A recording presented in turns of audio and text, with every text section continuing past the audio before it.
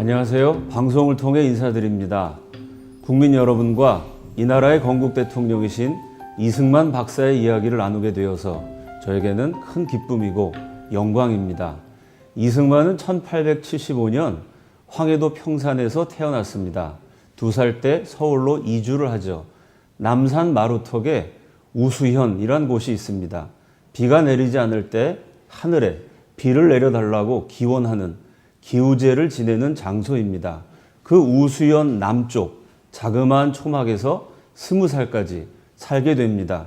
이승만의 호, 우남이란 이름은 자신이 나고 자란 고향 우수현 남쪽이라는 의미입니다. 소년 이승만의 가장 대표적인 특징은 영특함입니다. 불과 6살 나이에 천자문을 모두 외웁니다. 동네에서 신동이 났다고 모두가 모여서 축하하는 잔치를 벌이죠. 6살 꼬마 이승만이 지은 시가 지금도 남아 있습니다. 바람이 불면 가지가 흔들리죠. 그 모양을 보면서 바람은 손이 없어도 가지를 흔들고 라고 노래했습니다. 밤이면 휘영청 달이 떠오릅니다. 그 달이 움직이다가 낮이 되면 사라지죠. 그 모습을 보고 달은 발이 없어도 하늘을 건너네 라고 읊었습니다. 바람은 손이 없어도 가지를 흔들고 달은 발이 없어도 하늘을 건너네. 6살 꼬마가 지은 시라고 하기에는 참 뛰어납니다. 17살 나이에 유교의 주요 경전인 사서삼경을 모두 뗍니다. 그리고 열심히 과거 시험을 준비했는데요. 1894년 19살에 그토록 공들여 준비했던 과거 시험 제도 자체가 사라집니다.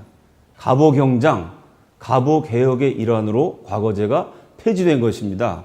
그거 하나 바라보고 준비하다가 시험이 없어지니까 청년 이승만이 허탈감에 빠지죠. 그때 절친하게 지냈던 친구 신흥우, 신긍우 형제가 찾아옵니다. 그리고 권유를 하죠. 이제 우리가 공자왈, 맹자왈 중국한테 배우던 시대는 지났네. 저 발달된 서양 문명을 배우기 위해서 배제학당에 가세. 배제학당은 그 당시 조선의 유일한 서양식 교육기관 감리교 선교사 아펜젤러가 세운 곳입니다. 하지만 이승만이 거부했어요. 그 배제학당은 기독교 학교인데 기독교는 서양 오랑캐들의 종교가 아닌가? 나는 우리 조상들의 종교, 아버지의 유교와 어머니의 불교를 떠날 수가 없네. 이러고 고집을 부립니다. 그런데도 친구들이 집요하게 설득을 해요. 이 서양 문물을 배워야 되니까 일단 영어를 익히는 셈치고 배제학당에 가세. 결국 친구의 강권을 못 이겨서 19살의 이승만이 배제학당에 입학을 하게 됩니다. 이 자그마한 사건이 그의 인생을 바꾸어 놓죠. 대한민국의 운명을 바꾸는 엄청나게 커다란 사건이 됩니다. 왜냐하면 배제학당에서 청년 이승만은 서양 문물에 눈을 뜨고 미국을 만나고 훗날 기독교를 접하게 됩니다. 우리나라 국사편찬위원장 지내신 유영익 박사님은 이렇게 평가했습니다. 배제학당은 일개 한학자와 관료로 인생을 끝마칠 뻔했던 유생 이승만을 서구지향적인 근대적 혁명가, 개혁가로 변화시키는 영광로가 되었다. 이 엄청난 변화가 본인의 의사에 의해서가 아니고요. 친구들의 강권에 의해서 이루어집니다. 친구 따라 강남 간다라는 말이 아주 긍정적으로 적용된 사례입니다. 시인이셨던 미당 서정주 선생은 이 장면을 이렇게 평가했습니다. 참으로 무서운 것은, 아니 참으로 위대한 것은 우정이었다. 그 친구들과의 우정 때문에 배제학당에 들어가게 됩니다. 6개월 만에 영어를 마스터합니다. 이게 굉장한 사건입니다. 그 당시에 영어 학원, 영어 테이프는커녕 영어 사전도 없던 시절입니다. 손짓 발짓으로 영어를 배워요. 책을 가지고 와서 이승만이 선교사에게 말합니다. 책. 그럼 선교사가 그걸 보면서 북 이렇게 대답을 하죠. 조선에서 북은 두들기는 건데 미국 사람들은 이 책을 북이라 그러는구나. 손짓 발짓으로 영어를 배워서 6개월 만에 마스터를 하고 배제학당에 영어를 가르치는 선생님이 됩니다. 요즘 말로 비유하면은 대학 입학하고 6개월 만에 영어학과 교수님이 되신 것이죠. 얼마나 뛰어난 인재였는지를 알 수 있습니다. 그런데 이승만은 훗날 자서전에서 이렇게 밝힙니다. 나는 영어 하나 배우러 배제학당에 갔는데 그곳에서 영어보다 더 중요한 것을 배웠다. 더 중요한 배운 것이 무엇일까요? 이승만이 이렇게 썼어요. 그것은 정치적인 자유와 평등의 개념이다. 그 당시 우리 백성들이 얼마나 고통스러웠는지를 기억하고 있는 사람이라면 그 정치적 자유와 평등이 얼마나 놀라운 사상이었는지를 느낄 수 있을 것이다. 조선에는 자유가 없었습니다. 윗분들이 명령하면 아랫사람들은 그대로 따라야 돼요. 조선에는 평등이 없었습니다. 왕이 있었고 양반이 있었어요. 정치적 자유와 평등만 주어지면 이 위대한 한민족 안에 감추어진 저력이 분출할 수 있을 것이라고 청년 이승만은 깨닫습니다. 배제학당을 수석 졸업하고 언론인이 되죠. 1898년 협성회 회보라는 신문을 창간합니다. 조선 국적을 가진 사람으로서는 최초로 신문이란 것을 만드신 분이 이승만입니다. 신문에 글 쓰는 사람, 취재하는 사람을 기자라고 부르죠. 그 기자라는 명칭이 이승만이 쓴 말입니다. 내가 기자다. 그분이 그런 말 하고 다니셔서 지금도 기자라는 명칭이 일반 용어로 정착이 됐습니다. 이 협성회 회보에 실린 이승만의 명논설이 수많은 조선인들의 심금을 울립니다. 신문이 잘 팔려서 주간지가 일간지가 됩니다. 역시 우리 역사상 최초의 일간지, 이승만이 창간한 매일신문입니다. 지금은 신문이 매일 집에 배달되는 것이 당연합니다. 그러나 그것이 절대 당연한 게 아니었습니다. 신문도 없었고 일간지도 없었던 시절이 수천 년이었습니다. 우리 역사상 최초로 신문을 만들고 매일 신문을 받아보는 일간지 시대를 연 위대한 언론인입니다. 협성회 회보가 매일신문이 되고 매일신문이 발전해서 제국신문이 됩니다.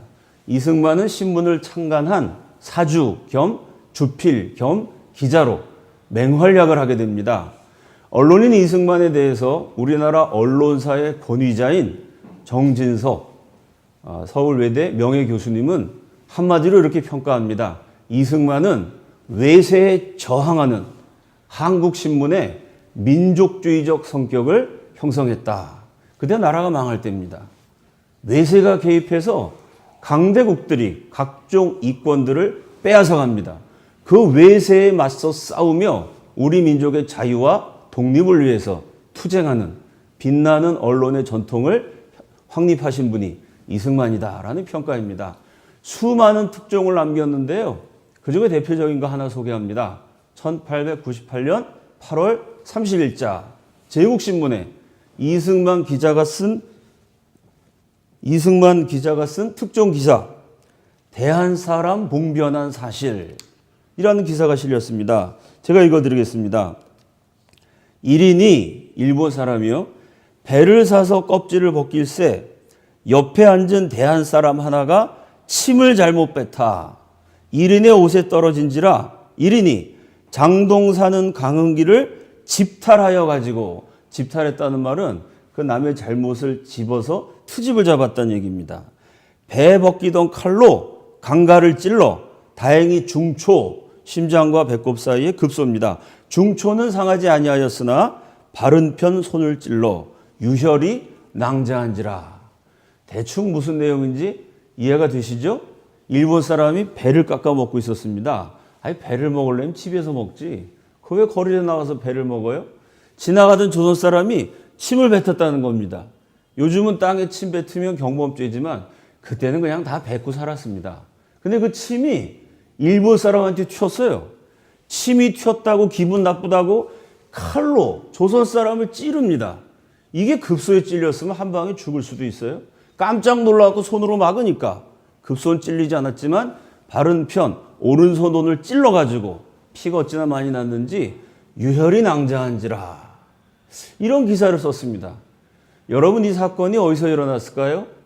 벌건 대낮에 일본 사람이 조선 사람한테 마구 칼질 해대는 거 보니까 뭐 일본 수도 동경이나 일본 땅 어디에서 일어난 사건인 것처럼 느껴집니다. 이 사건이요, 조선의 수도 서울 한복판에서 일어납니다. 나라가 망하니까 외국 사람이 막 칼질을 했다는 거죠. 이렇게 피를 막 흘리니까 사람들이 모여듭니다. 웅성웅성 소란일겠죠. 조선 순경이 와요. 가만히 보니까 가해자가 일본 사람입니다. 꼼짝 못하고 순경이 그냥 멀뚱멀뚱 쳐다보고 서 있기만 합니다. 조금 있다가 신고를 받고 일본 경찰이 와요. 칼로 찌른 가해자가 있고 칼에 찔린 피해자가 있습니다. 경찰을 하면 누구를 체포해야 돼요? 무르나 만합니다. 그런데 일본 경찰이요, 감히 대일본 제국 신민의 심기를 불편하게 했다는 죄로 칼 맞아 피 흘리는 조선 사람을 잡아갑니다. 그걸 보고 사람들이 격분해갖고 소리를 지르죠. 세상에 이런 법이 어디 있어? 막 대우를 하니까 일본 경찰이 총을 빵 쏩니다. 무서워서 조선 사람들이 도망치죠. 이 조선 백성들이 화가 나가지고 지금의 경찰청, 경무청에 찾아갑니다. 막 항의를 했더니 이번엔 또 조선 경찰이 나와서 총을 빵 쏴요. 제국신문이 그 당시에 4면짜리였습니다. 그 4면 가운데 2면 반, 절반 이상을 할애해서 기자 이승만이 이 사건을 자세히 보도합니다. 이렇게 씁니다. 그날 밤에 수백 명이 대한경무처에 가서 들어가 억울하고 원통함을 하소연하려 한즉 그곳 있는 순검들이 다 살아서 소리도 크게 질러 감히 가까이 오지 말라 하거늘 백성들이 소리 지르기를 이날 백성이 이 나라 경무청에 와서 호소하려 하는 것을 도대체 어디로 가란 말이요. 도대체 어디로 가란 말이요. 나라가 약하면 백성들의 처지를 한마디로 웅변적으로 대변한 말입니다. 요즘도 마찬가지예요. 시리아라는 나라 보세요. 내전이 일어나가지고요, 1,000만이 넘는 국민들이 난민, 아주 비참하게 살고 있습니다. 그 나라 3살짜리 여자 어린애가 도저히 살 수 없어서 외국으로 피신하려고 그랬죠. 배가 침몰하는 바람에 바다에 빠졌습니다. 그 어여쁜 어린애 시체가 바다에 둥둥둥둥 떠다니다가 다른 나라 해변가에 닿았어요. 그 사진을 찍은 것이 세계적인 특종이 됐습니다. 예나 지금이나 나라가 약해지면 백성들은 이렇게 고생하게 돼요. 구한 말, 대한제국이 힘을 잃어버렸을 때 우리의 수도 서울 한복판에서 일본 사람이 조선 사람들에게 마구 칼질을 해도 아무도 막을 수 없는, 그 억울함을 하소연해도 아무도 들어주지 않는, 도대체 어디에 가서 도대체 어디로 가란 말이요. 백성들이 탄식했던 풍경입니다. 저와 여러분이, 우리 국민 모두가 행복하게 살기 위해서 대한민국 국민의 기반인 대한민국이 튼튼해야 합니다. 이승만은 이렇게 신문을 통해서 명논설을 씁니다. 20대 젊은 나이에 조선 최고의 문장가로 명성을 떨치게 되죠. 이 구한 말에 나라를 구하기 위해서 맹활약한 단체 독립협회가 있습니다. 독립협회에서 만민공동회라는 대중집회를 개최하죠.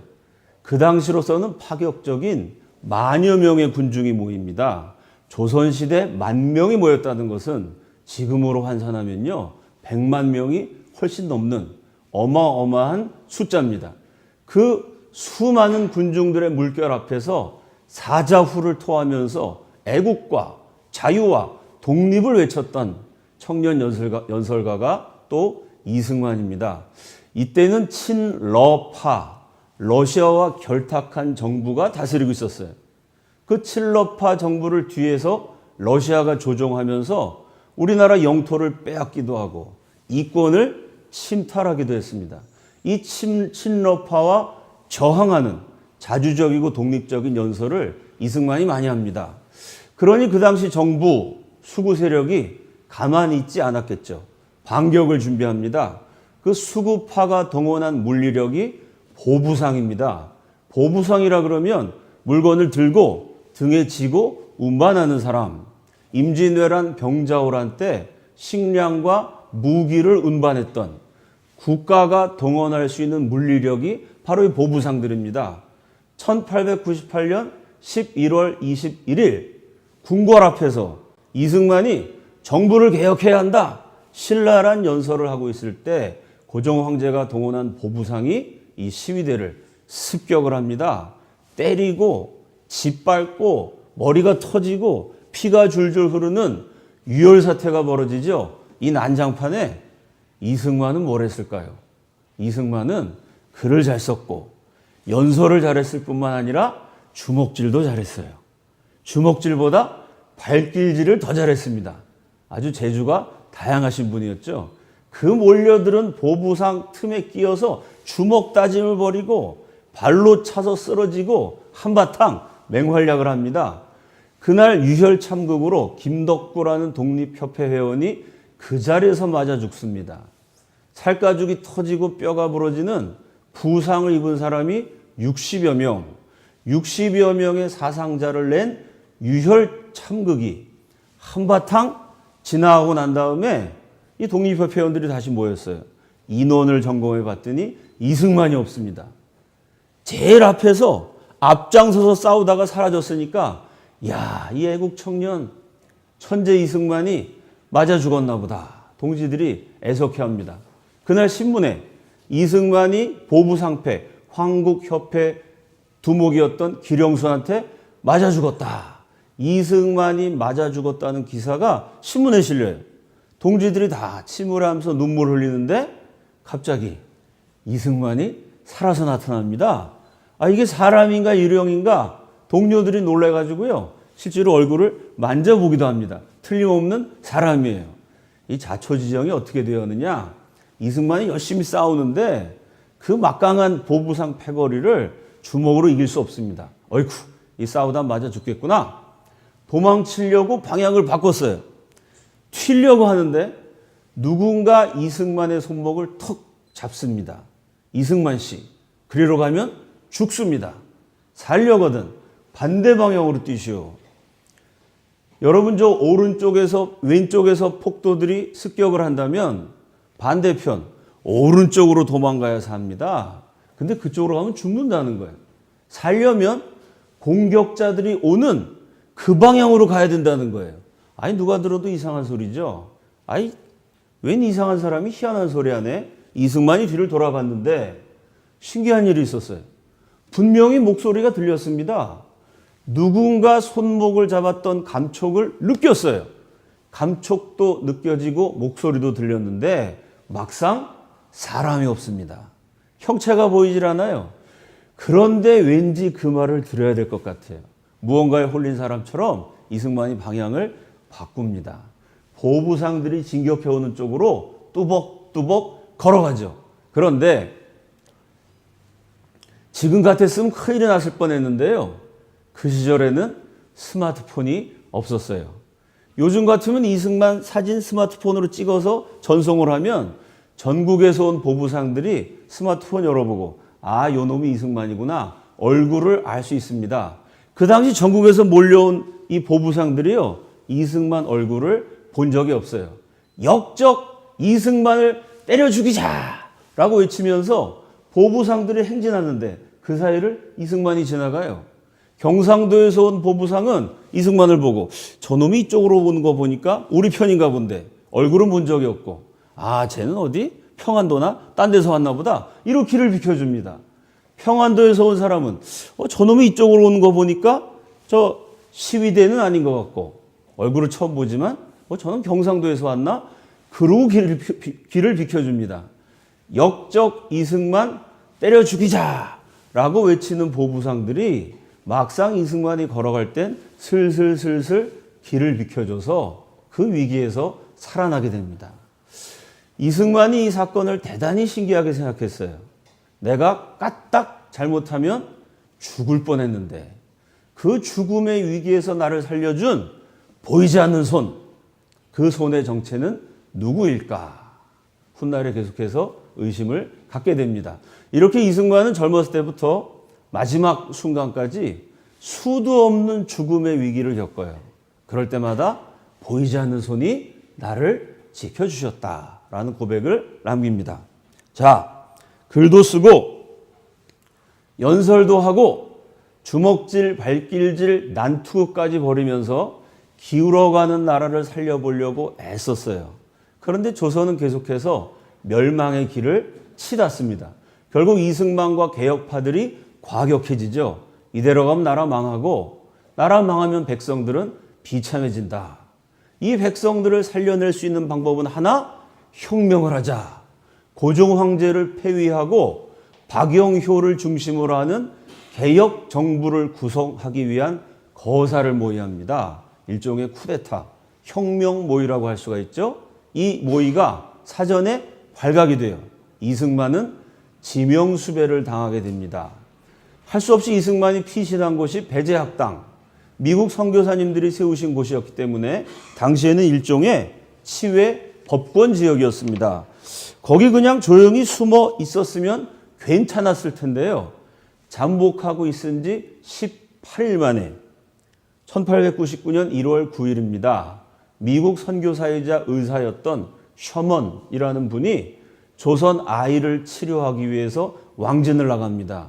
그때는 약도 없고 병원도 없었기 때문에요. 사소한 병으로 사람이 많이 죽었어요. 발달된 서양 의술을 가진 선교사가 찾아가면 살 수 있는 아이가 아주 하찮은 질병 때문에 죽을 수도 있습니다. 그래서 선교사가 왕진을 가려고 하는데 조선말 통역할 사람이 없어요. 발을 동동 구르고 있었겠죠? 그 딱한 사정을 보고 이승만이 내가 통역을 해주겠다고 변장을 하고 지명수배자가 길거리에 나섭니다. 그랬다가 그만 순경한테 체포가 되죠. 선교사의 사역을 돕다가 체포가 됐으니 이 미국 사람들이 얼마나 미안했겠어요. 이 이승만을 살려내려고 여러 가지로 구명활동을 합니다. 그 구명활동이 꽤나 성공적이었기 때문에 이승만은 금방 풀려날 수도 있었어요. 그런데 이승만의 자존심이 문제였습니다. 내가 조선의 독립정신을 외치고 다니는 사람인데 감옥에서 나가도 독립정신으로 내 힘으로 나가야지. 미국 사람 도움을 받는 것은 어울리지 않는다. 이러고 탈옥을 모의합니다. 또 워낙 젊어서 조선 최고의 문장가, 조선 최고의 연설가, 수많은 군중들의 열광과 환호를 받았기 때문에요. 자신감이 지나쳤어요. 내가 옥을 깨트리고 탈출하면 수많은 조선 군중이 나를 따라와서 위대한 지도자로 추대할 것이다. 이런 아주 야망에 불탔습니다. 그래서 탈옥을 계획해요. 간수를 물리치려면 무기가 있어야 됩니다. 그래서 이승만이 배제학당에서 만난 아주 절친한 동료, 친구에게 육혈포, 권총 2자루를 감옥으로 넣어달라고 요청을 합니다. 아마 그 권총이 인천항을 통해 밀수된 것이라고 추측이 됩니다. 그 권총을 친구가 은밀하게 구해다가 감옥 안에다가 넣어줍니다. 이승만에게 권총을 제공한 친구, 우리 전 국민이 다 아시는 위대한 한글학자 주시경 선생입니다. 주시경 선생님이 한글만 연구하신 것이 아니라 권총을 감옥에 밀반입하는 이런 또 희한한 재주가 있으셨습니다. 이승만과 주시경 두 뛰어난 인재가 배제학당에 절친한 동료였어요. 그래서 서울 사람들이 이렇게 얘기했습니다. 이승만은 정치하러 배제학당 다니고 주시경은 한글 연구하러 배제학당 다닌다. 그 친구가 준 권총으로 간수를 빵 쐈는데 다리에 맞습니다. 간수를 제압하고 탈옥에 성공해요. 그랬지만 금방 도로 잡혀버립니다. 참 허무하게 끝나버린 탈옥이죠. 그러니 고종 황제가 진노했습니다. 감히 황제를 쫓아내는 당시로서는 하늘을 거스리는 대역죄인 역적주제, 감옥에서 탈옥을 하고 관리한테 총을 쏴 역적 이승만 사형 선고를 받고 23살 젊은 나이에 조선의 중죄수만 가두는 한성 감옥에 갇히게 됩니다. 한성 감옥에 들어가면요, 일주일 지나지 않아 이빨이 흔들흔들 위장에 탈이 나요. 왜냐하면 죄수한테 밥을 주는데 애초에 밥을 지을 때부터 쌀 반, 모래, 왕겨, 깻묵 이런 거 섞어서 반, 모래알을 씹고 나무 껍질을 삼켜야 하니 이빨, 치아가 손상되고 위장에 병이 생기는 게 당연합니다. 감옥이 어찌나 좁은지요? 죄수 1인당 차지하는 면적이 0.23평, 가로 85cm, 세로 85cm 정도입니다. 이렇게 좁으면요, 눕기는커녕 다리를 뻗을 수조차 없겠죠. 그 좁은 깜빵에 웅크리고 있어야 되는데 그냥 웅크리는 것이 아니라 목에는 무게 10kg의 칼을 써요.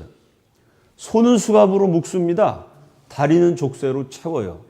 온몸이 꽁꽁 묶인 채로 하루 종일 앉아있으면 머리끝부터 발끝까지 파리, 모기, 바퀴벌레, 찐득이, 벼룩 온갖 벌레들이 물어뜯습니다. 벌레란 녀석들이 어찌나 깨물고 피를 빨아먹는지요. 그 시절 한성 감옥을 경험했던 김형섭이라는 죄수의 회고록을 보면 이틀만 지나면 피를 빨려온 자리 때문에 하얗던 옷이 빨갛게 변했다. 이런 대목이 나옵니다. 밤에는 고문실로 끌고 가요. 이승만을 빨개 벗겨서 거꾸로 매달아 놓습니다. 거꾸로 매달린 사람 콧구멍에 고춧가루를 뿌리고 주전자로 물을 들이부어요. 쇠붙이를 빨갛게 달궈서 몸을 지집니다. 다리 사이에 장대를 넣어서 주리를 트는 뼈를 으스러뜨리는 고문을 가하죠. 이승만이 붓글씨를 잘 썼어요. 너 명필이라며 손 내밀어봐. 이 손을 망치로 칩니다. 이때 손가락이 다 부서져서 숟가락질, 젓가락질 다시 하는 데만 5년이 걸려요.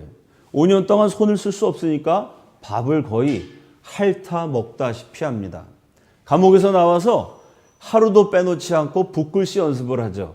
감옥 가기 전에 서예 실력을 회복하는데 무려 39년이 걸립니다. 1952년 6.25 전쟁이 한창일 때 대통령 이승만의 일기장에 이런 대목이 나옵니다. 전쟁하느라 얼마나 신경을 많이 썼는지 어젯밤 꿈에 한성 감옥에서 고문당하는 꿈을 꾸다가 비명을 지르면서 깨어났다. 고문당한 게 만 23세, 악몽을 꾸다가 깨어난 게 만 77세, 무려 54년, 반백년 넘는 세월이 지나도록 그 고문의 악몽에서 깨어나질 못합니다. 이렇게 온몸이 으스러지도록 고문당하다가 머리끝부터 발끝까지 벌레들한테 물어뜯기다가 날짜가 되면 이승만 나와. 목을 칼로 쳐서 죽이는 사형수 신세가 됩니다. 이렇게 이승만이 온몸이 으스러진 채 한성 감옥에서 하루하루를 견디고 있을 때 그와 함께 혁명을 꿈꾸었던 동지들은 한 사람씩 형장의 이슬로 사라지게 됩니다. 장호익 장군이란 분이 있었어요. 우리 조선 사람으로는 최초로 일본 육군 사관학교를 졸업한 인재이고 애국자입니다. 이분도 멸망하는 나라를 구해보려고 애쓰다가 정치범이 돼서 그만 사형당하게 됩니다. 그 당시에 사형은 망나니가 칼로 목을 쳐서 죽이는 참수형입니다. 여러분 사극에 보면요, 망나니가 막 덩실덩실 춤을 추다가 입에다가 술을 머금습니다. 칼에다가 푹 뱉죠. 그 다음 장면 어떻게 되죠? 칼이 번쩍 한 다음에 화면에 피가 확 뿌려지고 사람 머리통이 축구공처럼 떼굴떼굴 굴러갑니다. 그건 어디까지나 사극이에요. 그 당시 조선에 그렇게 잘 드는 칼이 없었습니다. 사람 목이 두꺼워서 단칼에 잘 잘라지지 않았다고 합니다. 장호익 장군의 목을 치는데요, 한번 탁 치니까 피가 뿜어져 나와요. 목이 다 잘라지지 않았고 목숨은 붙어 있습니다. 그 고통 속에 장호익 장군이 비명을 질러요. 으악! 이 아니고 대한제국 만세! 칼 맞으면서도 나라를 걱정하는 거죠. 한번 칼로 치고 그 칼 맞은 자리를 이렇게 벌린 다음에 고지점을 노려갖고 망나니가 또 칩니다. 2번 맞았으니까 칼이 좀 꽤 많이 들어갔겠죠? 목소리가 가늘어졌어요. 그러나 있는 힘을 다해 이 애국자가 또 외칩니다. 대한제국 만세! 대한제국 만세를 3번 외치고 한 애국자가 뛰어난 인재가 목이 잘려갖고 비참한 죽음을 당해요. 감옥에 앉아있던 이승만이 그 소름 끼치는 비명소리를 듣습니다. 전율을 하면서 고뇌를 하죠. 저 애국자의 목을 저렇게 함부로 치는 나라, 내 조국 대한제국의 운명은 어찌 될 것인가 고뇌를 하게 됩니다. 이승만의 친구도 앞서가서 처형을 당해요. 망나니가 목을 치니까 이 친구가 마지막 유언 같은 외마디 비명을 지릅니다. 이승만! 이승만의 이름을 외치다가 친구가 죽어요. 무슨 뜻이었을까요? 나는 이렇게 먼저 가지만 제발 이승만 너는 살아서 이 땅에 백성들이 주인 되는 5,000년 짓밟혔던 우리 민족이 한번 길을 펴고 당당하게 살아갈 수 있는 우리 후손들에게 물려줄 그 좋은 나라를 너는 한번 세워다오. 못다 이룬 독립과 개혁의 꿈을 비원으로 남기고 친구가 처형당해서 죽습니다. 친구가 뒷일을 나에게 맡기고 먼저 갔는데 과연 내 운명은 어찌 될까? 내가 이 지옥 같은 한성 감옥에서 살아서 나갈 수 있을까? 이 나라는 어찌 될 것인가? 내 운명은 어떻게 전개될 것인가? 고뇌하지만 이승만이 할 수 있는 것은 아무것도 없습니다. 온몸이 묶인 채로 낮에는 벌레들에게 물어 뜯기고 밤에는 끌려가서 밤새도록 고문을 당해야 돼요. 그저 할 수 있는 일이라고는 온몸이 묶인 상태에서 마음의 위안을 찾기 위해서 이승만이 성경을 구해다가 있습니다. 감옥이 너무 좁은 데다가요. 목에는 칼을 쓰고 있으니까 성경을 펼칠 공간이 없어요. 청년 이승만 자서전에 보면 이 옆구리와 엉덩이가 만나는 지점, 이 옆에 한 뼘 빈 구석이 있었대. 여기다가 성경을 펼쳐놓고 목에 칼, 널빤지를 씌웠으니까 목을 길게 빼서 옆으로 숙여 째려보면 겨우 성경 글자가 보이겠죠? 이렇게 성경을 한자 한자 읽어가는 것. 그것 이외에는 아무것도 할 수 있는 것이 없습니다. 그런데 이 성경이 엄청난 일을 해요. 그저 마음의 위로를 찾기 위해서 성경을 읽기 시작했는데 그 성경의 메시지가 이승만을 사로잡습니다. 1899년 1월 추운 겨울날 이승만이 감옥에서 기독교로 개종을 하게 됩니다. 이게 역사적인 사건입니다. 이승만 이전에 조선의 양반 가운데 기독교인이 된 사람, 일본에서 개종한 이수정, 중국에서 개종한 윤치호 이런 분들이 있었습니다. 그분들은 다 외국 나가가지고요. 외국 문물을 접하면서 기독교를 받아들였고요. 유교가 강력했던 유교 중에서도 성리학, 주자학이 정통이었기 때문에 같은 유교였던 양명학 책을 갖고 있어도 사문난적, 이단으로 몰렸던 무서운 사회가 조선입니다. 이 주자학이 맹위를 떨쳤던 조선반도 안에, 주자학이 맹위를 떨쳤던 조선 안에 양반 가운데 최초로 개신교인이 된 사람이 이승만입니다. 이승만이 기독교로 개종했던 순간을 청년 이승만 자서전에 이렇게 기록했습니다. 나는 평생 처음으로 감방에서 오 하나님, 기독교인이 된 이승만의 입에서 튀어져 나온 기도문입니다. 오 하나님, 첫 마디가 제발 저를 살려주세요. 이 지옥 같은 한성 감옥에서 빼내주세요가 아닙니다.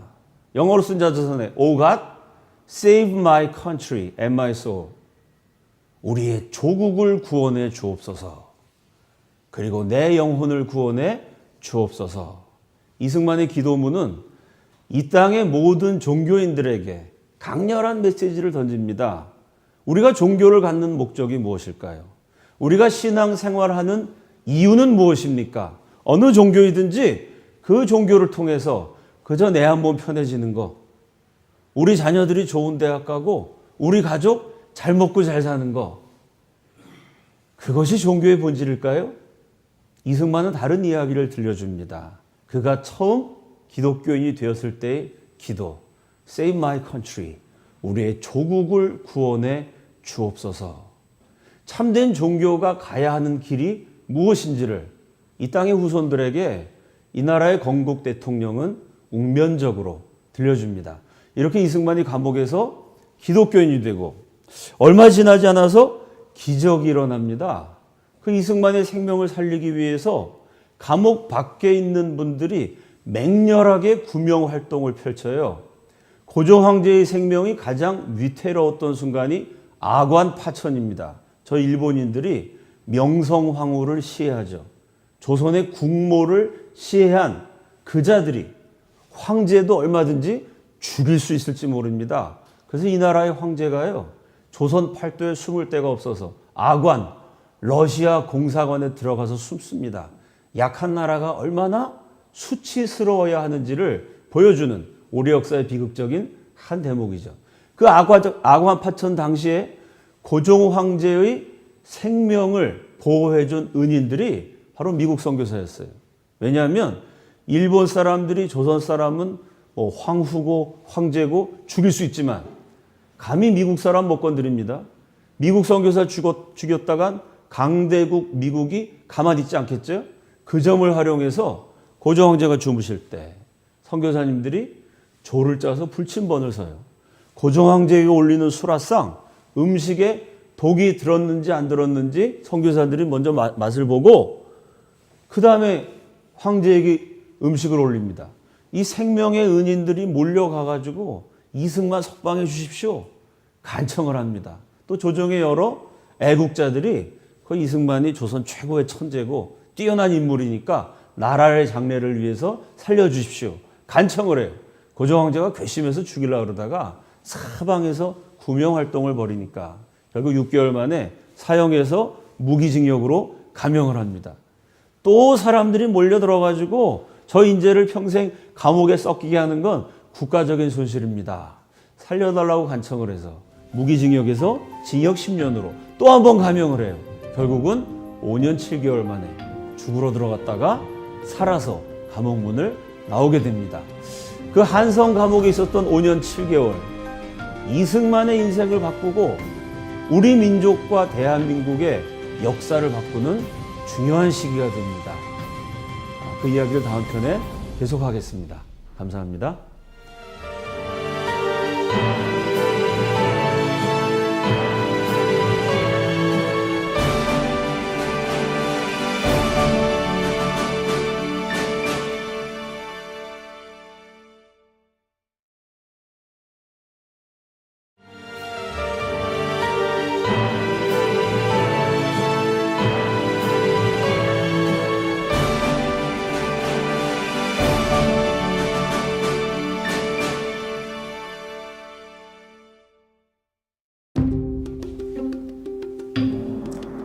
안녕하세요. 방송을 통해 인사드립니다. 국민 여러분과 이 나라의 건국 대통령이신 이승만 박사의 이야기를 나누게 되어서 저에게는 큰 기쁨이고 영광입니다. 이승만은 1875년 황해도 평산에서 태어났습니다. 2살 때 서울로 이주를 하죠. 남산 마루턱에 우수현이란 곳이 있습니다. 비가 내리지 않을 때 하늘에 비를 내려달라고 기원하는 기우제를 지내는 장소입니다. 그 우수현 남쪽 자그마한 초막에서 20살까지 살게 됩니다. 이승만의 호, 우남이란 이름은 자신이 나고 자란 고향 우수현 남쪽이라는 의미입니다. 소년 이승만의 가장 대표적인 특화였습니다. 참으로 무서운 것은, 아니 참으로 위대한 것은 우정이었다. 그 친구들과의 우정 때문에 배제학당에 들어가게 됩니다. 6개월 만에 영어를 마스터합니다. 이게 굉장한 사건입니다. 그 당시에 영어 학원, 영어 테이프는커녕 영어 사전도 없던 시절입니다. 손짓 발짓으로 영어를 배워요. 책을 가지고 와서 이승만이 선교사에게 말합니다. 책! 그럼 선교사가 그걸 보면서 북! 이렇게 대답을 하죠. 조선에서 북은 두들기는 건데 미국 사람들은 이 책을 북이라 그러는구나. 손짓 발짓으로 영어를 배워서 6개월 만에 마스터를 하고 배제학당에 영어를 가르치는 선생님이 됩니다. 요즘 말로 비유하면은 대학 입학하고 6개월 만에 영어학과 교수님이 되신 것이죠. 얼마나 뛰어난 인재였는지를 알 수 있습니다. 그런데 이승만은 훗날 자서전에서 이렇게 밝힙니다. 나는 영어 하나 배우러 배제학당에 가고 배제학당에 가세. 결국 친구의 강권을 못 이겨서 19살의 이승만이 배제학당에 입학을 하게 됩니다. 이 자그마한 사건이 그의 인생을 바꾸어 놓죠. 대한민국의 운명을 바꾸는 엄청나게 커다란 사건이 됩니다. 왜냐하면 배제학당에서 청년 이승만은 서양 문물에 눈을 뜨고 미국을 만나고 훗날 기독교를 접하게 됩니다. 우리나라 국사편찬위원장 지내신 유영익 박사님은 이렇게 평가했습니다.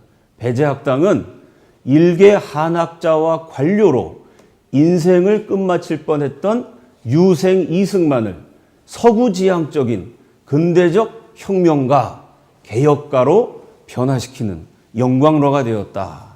이 엄청난 변화가 본인의 의사에 의해서가 아니고요. 친구들의 강권에 의해서 이루어집니다. 친구 따라 강남 간다라는 말이 아주 긍정적으로 적용된 사례입니다. 시인이셨던 미당 서정주 선생은 이 장면을 이렇게 시험 제도 자체가 사라집니다. 가보경장, 가보개혁의 일환으로 과거제가 폐지된 것입니다. 그거 하나 바라보고 준비하다가 시험이 없어지니까 청년 이승만이 허탈감에 빠지죠. 그때 절친하게 지냈던 친구 신흥우, 신긍우 형제가 찾아옵니다. 그리고 권유를 하죠. 이제 우리가 공자왈, 맹자왈 중국한테 배우던 시대는 지났네. 저 발달된 서양 문명을 배우기 위해서 배제학당에 가세. 배제학당은 그 당시 조선의 유일한 서양식 교육기관 감리교 선교사 아펜젤러가 세운 곳입니다. 하지만 이승만이 거부했어요. 배제학당은 기독교 학교인데 기독교는 서양 오랑캐들의 종교가 아닌가? 나는 우리 조상들의 종교, 아버지의 유교와 어머니의 불교를 떠날 수가 없네. 이러고 고집을 부립니다. 그런데도 친구들이 집요하게 설득을 해요. 이 서양 문물을 배워야 되니까 일단 영어를 익히는 셈칭은 영특함입니다. 불과 6살 나이에 천자문을 모두 외웁니다. 동네에서 신동이 났다고 모두가 모여서 축하하는 잔치를 벌이죠. 6살 꼬마 이승만이 지은 시가 지금도 남아 있습니다. 바람이 불면 가지가 흔들리죠. 그 모양을 보면서 바람은 손이 없어도 가지를 흔들고 라고 노래했습니다. 밤이면 휘영청 달이 떠오릅니다. 그 달이 움직이다가 낮이 되면 사라지죠. 그 모습을 보고 달은 발이 없어도 하늘을 건너네 라고 읊었습니다.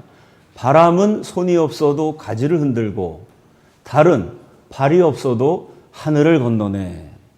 6살 꼬마가 지은 시라고 하기에는 참 뛰어납니다. 17살 나이에 유교의 주요 경전인 사서삼경을 모두 뗍니다. 그리고 열심히 과거 시험을 준비했는데요. 1894년 19살에 그토록 공들여 준비했던 과거